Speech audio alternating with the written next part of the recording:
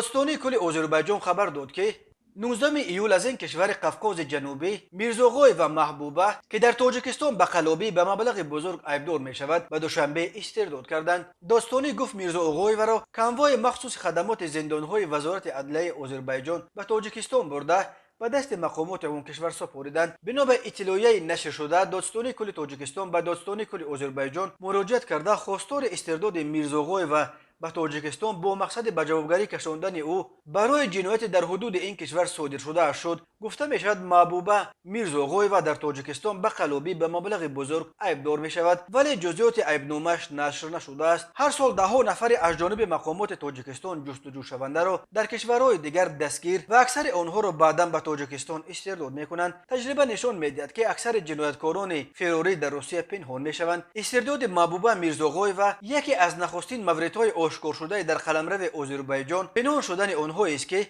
از جانب مقامات تاجیکستان تحت جستجو قرار داده شدند.